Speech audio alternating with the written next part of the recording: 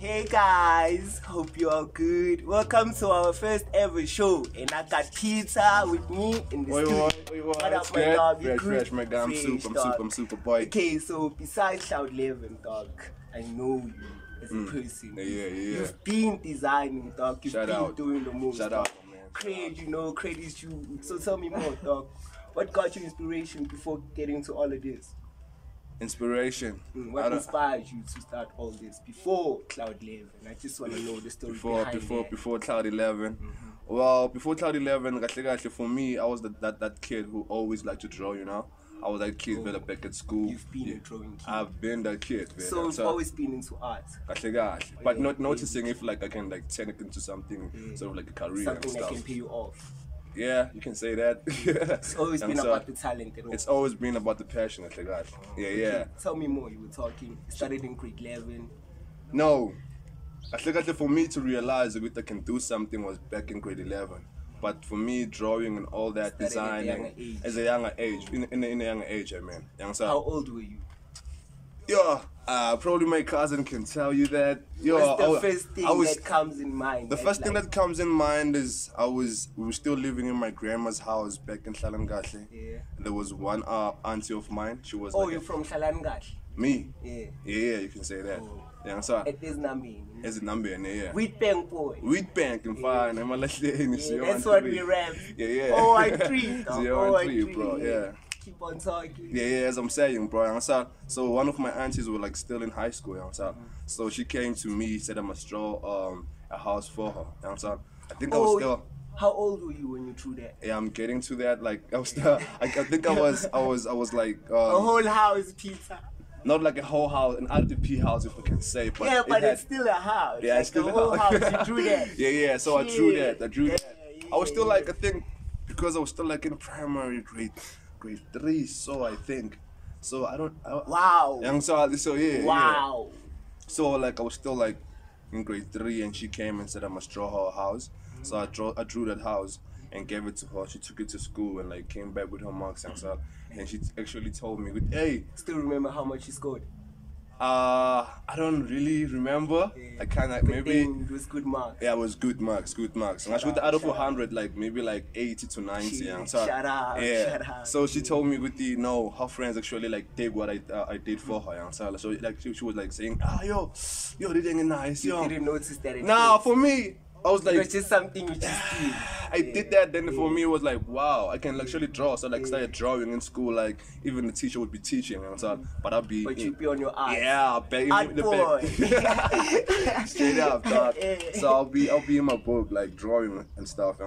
Would you say you were problematic in class, or you just focused on your art? No, for me, I was not well known.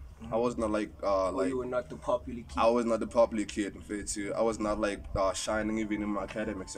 So like I was just that kid. You were just, I was that kid. Maybe like the teacher would call and say, "What about wrong? I was sleep, my young." I was those type of kid. In fact, too. Like I was. For me, school was just fun and depressing at the same time, because I was trying to keep up with the clever kids at school. So would you say, okay, sorry to interrupt. Yeah. Would you say that school kills artists? Not precisely. Looking at your story. Yeah, for my story, I can say how you it killed. Encountered things. Would you say school is good or bad for artists? For people who are not looking into further studies, let's say varsity and all that, would you say school is for such people? Yeah, Or do you think we need like art school for people who have dreams like you? Yeah, there are art school. There are not school. In Wheatbank. Not in Wheatbank. Yeah. Is that something you have an idea of? Like, we need it here, right? Straight up. Looking at your story, there's someone else who's out there thinking about doing something I can do something like this. That. Someone is inspired by what you did. Yeah. Would you say that school is for such people like you? I can say we need art school, at the same time we need school also, for you to understand things and how you can like maneuver through life and understanding when it comes to numbers and words. School is basically for me is for that. so you can understand. But we do need art school that is precisely focused on like the art and creative stuff. So people can like explore themselves and express themselves in that art. Would you say that's how you express yourself? Yeah, through art. Through art. Yeah. Okay, so besides making fabric, I also do draw. Yeah, I also do drawing. How often do you draw? I can say something you do every day. Every day, I'll be doodling. I'll be doodling and just like freestyling. You know, so I'll be freestyling whatever's in my mind. I just take it out onto the paper, and I feel like this can go to a t-shirt. Let me just put it on a t-shirt because that's how the story began. Because just as I see, it's an art story.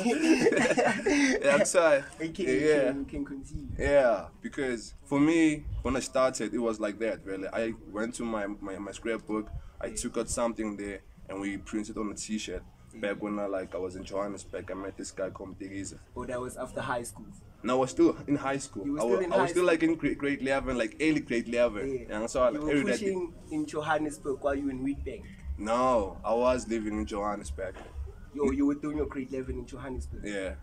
Like and initially, I'm from here. I'm from Witbank. I'm from Witbank. When did you move? I moved in, I was in grade 6, I think. About to go to grade 7. Yeah. And I moved to Johannesburg and started school from that side until like. And I'm sure Gauteng was just like, hey boy, this is your thing. Nah, this is the arts world. This is where they just, they reveal everything. Yeah. Gauteng is the place. Yeah. Fashion wise, Straight up. Entertainment basically as a whole. Gauteng is the place. Don't you think?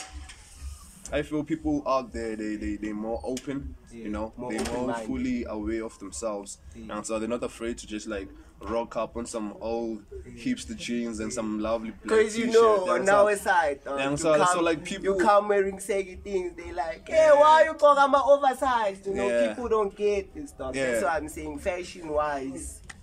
But then you're getting there. I can see you putting this shit on the streets. Yeah, straight up, bro. It's that, but as I was saying, still, it started really great in grade 11. So it was like almost like to November 2014. Yeah, and they asked who's the one who's gonna do like a matric jersey for us. For next year, and so then everybody in my class just pointed at me and said, "No, Peter's gonna do that." And like, mind you, I wasn't popular or known for anything. So besides me being known for being popular or like for my marks and all that, your art spoke for you. My art spoke for me, and from then I thought, oh, I can actually do this. And so I went home and I drew that jersey, came back with it. And so my friends were crazy over that shit. And so said after then they didn't like pick me, they picked this other colored dude. And so, but still my friend was like, yo, we're gonna do our own. And so we're gonna take that and do our own. And so for me that was a working point. Like, yo, I actually got something because I remembered I wanted to be a paramedic, I wanted to be a chef, I wanted to be a pilot. I wanted to be a lawyer, like 4 things all in once. I'm sorry. Which takes us to you being the dream dealer, right? Yeah. You've always had this dream. I always had the dream, bro. But I didn't know it. You didn't know? I didn't know. That I can actually do that. Because at school you can feel like you're not like amount to nothing because you're not performing in your marks. Takes me back to what I said. Do people like you belong in school or not? Yeah, I'm sorry. No, I'm saying that's a two-way street. I'm sorry. It's a two-way street. It's a two-way street. For me, I'm trying to inspire those type of kids and also kids who are like smart in school and feel like they want to do music or whatsoever, but they look at their marks and say, no, let me go do maybe. Let me go be a pilot or whatsoever, Yeah. So for people who like that, who never knew they had something, I want to be that person where they look at it, oh, this nigga was not like performing that much, but he still became whatever it is. So you can also like be that. For me, it's like that. For the people who like dream to be whatever it is they want to be. So what happened after high school, after your cheesy incidents and all that? What did you after then, man, I really, within a week of that happening, I met this guy Mtigiz, as I was saying to you. I saw him. Brand? It was a Peacock Nation. Peacock Nation. Yeah, Peacock Nation. And so this guy was rocking the t-shirt written Peacock and 2 people like drinking or something. And so what inspired that idea? No, for me, after coming to school and people saying, no, like validating that I can do this. Yeah. I don't know, man. Just one thing led to another. Became something that you want to try out. Like one thing, as I said, one thing led to another. Without me saying I'm gonna. No, one thing led to another. I met this guy and I saw him. So, this life you didn't want it wanted you. In a way. Yeah. It called you. You can say that. You can say that. You didn't call it. It called me, and I picked up the phone. I picked up the phone, man. Dog. You just had to. And I feel like a lot of people, there's like dreams on whatsoever gives that's been calling them, but they don't like really focus on that. And so I think it's fear. It's fear. Yeah, it may be that, because I also like struggle with that, because thinking like if I take out something, are the people gonna like that? Sure. And so like seeing other people pushing and feel like you're not pushing and all that. And so I feel like you have to like validate yourself more. And so be more and be willing to take risks, I think. 100%. You never know what could happen. Yeah, bro. just jump off the cliff and figure how to fly, man. And then how was things with the Peacock Nation? So Peacock Nation, I told him like I can design. I didn't like really know how to design, but I told myself I can design. And so I told him I can design. And so shit into existence. Yeah. And so I told him I know I can design. And so we can like start this thing. Since you're not rocking in it. And so because something they did with his friend and that and so when I came as a rescue. Okay. Came back and revived. Yeah, I see boys. And so I can design. So I went home. Obviously, went to my scrapbook. So took out the cartoon that was like with an X or something. I used to draw that shit. And so the cartoon is actually inspired by this brand called Galaxy Bar. I don't know Galaxy Bar.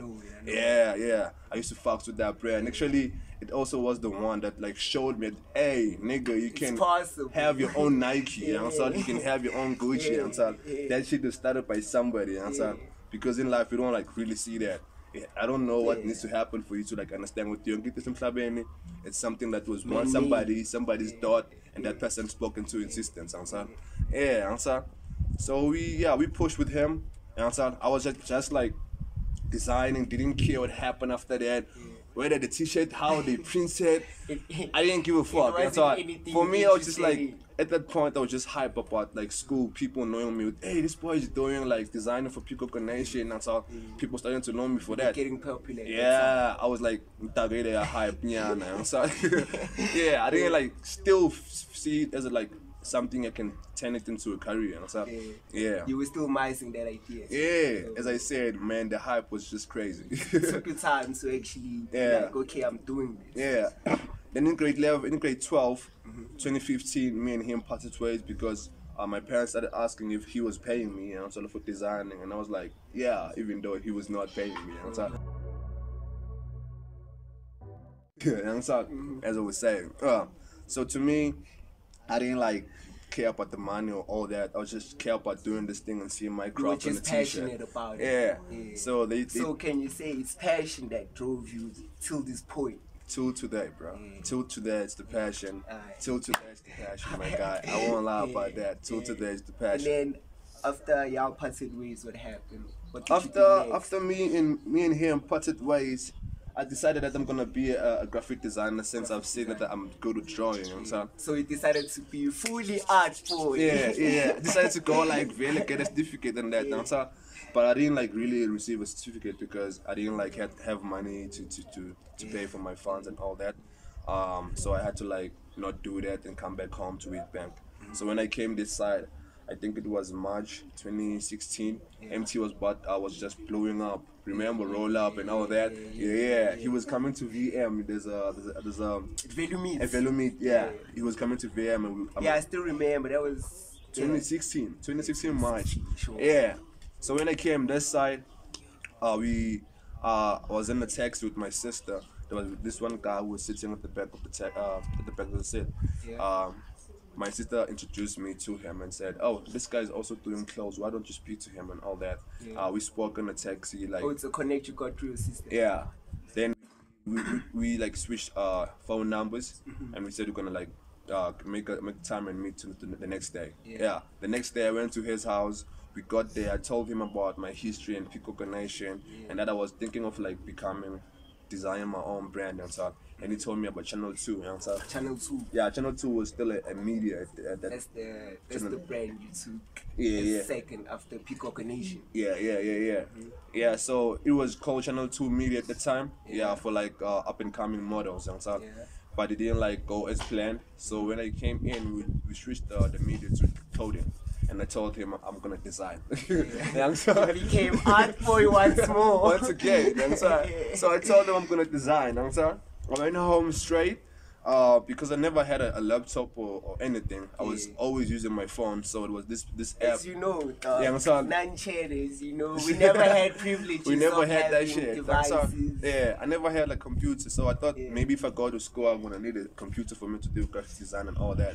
But before that, I was busy with this app on my phone, busy messing with it. I was busy messing with that shit. So I used that to design. So I went home, did a C2 instead of like writing a full Channel 2. I just converted it to what do you call those shit?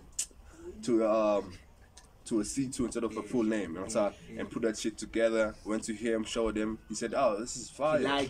He liked it. Then we took that shit and put it to cabs and did about 20 roll of cabs. Until 2016 September, that's when we officially started. We dropped some 20 cabs. It was Friday. I think by Sunday we were left with like 2 cabs. Sold out. And you can like imagine how freaked out I was in my room, bro. Like, sorry for that. It went so fast. Yo, bro, I was like, yo, this shit is really happening. You know? Then we went back and did another round of like 30 cabs, and nothing sold. Nothing sold. Literally nothing sold. Nothing went out. Nobody. People were like, oh no, it's nice. I'm gonna call you. I'm like, greatest lesson of your life. So I'm like, what? But we just sold like 18 cabs within like 2 days. What happened to the, So how did you feel about that? At that time I was like, wow. Okay, like I was still learning. I can say that, But I was like, okay, let's go out and see what happens. I didn't have the skills. Fuck, it's not happening. I was like, let's go out. Let's go to house and knock on doors and tell people. He said go door to doors and tell. So we went doors to doors. Knocking. Sanbonani Kamalamu Pizza. I'm working with Suzu. We're selling Channel 2. Channel 2 is a brand. It's a Dream Chasers brand, that dream thing. And it's a Dream Chasers brand. And so whenever you think about channel, the first thing that comes to mind is the TV or something.